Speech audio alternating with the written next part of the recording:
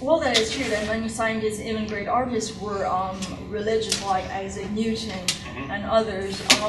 Well, their societies were mainly religious. I mean, they had to live with the Inquisition.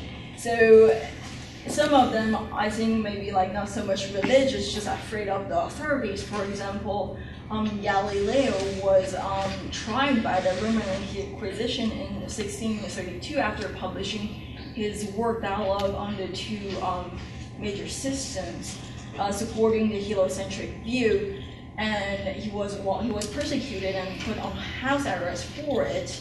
And it wasn't until actually in 1992 that Pope Paul II acknowledges the errors committed by the Catholic Church tribunal. So I don't think that the Catholic Church has been always like very like encouraging of like scientific inquiry. Do you know the history of Galileo? Contrary to the Holy Scriptures. Do you know the history answer? As I understand it with Galileo, wasn't that the church found that it was more a question of the Roman Curia, the Pope wanting to preserve his own power. He saw it as a threat. It wasn't really an issue of Galileo being doctrinally unorthodox. They used that as an excuse to go after him, but it was more a question of the Pope wanting to maintain his own power.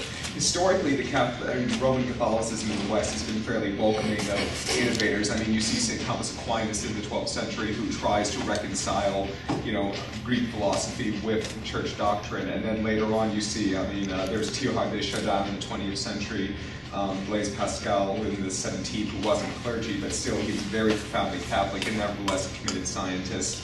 And there's many, many more examples. I mean, even the fellow who came up with the Big Bang Theory, as we know it, he was a Jesuit priest. So I don't think you can necessarily say that the church wasn't welcoming of that, but when it appears that it wasn't, it was because of political issues that weren't actually related to religious teaching. I also want to add to what you're saying that we're Orthodox, we're not Roman Catholic. Yes.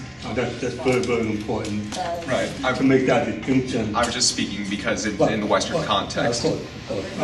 If you look at the history of the part of the world that was predominantly Orthodox back in the early days, it was commonly known as the Byzantine Empire, and there you will see the establishment of universities, of hospitals, of medicine, and they believed in a heliocentric world.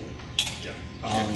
The church never taught that the sun revolved around the earth.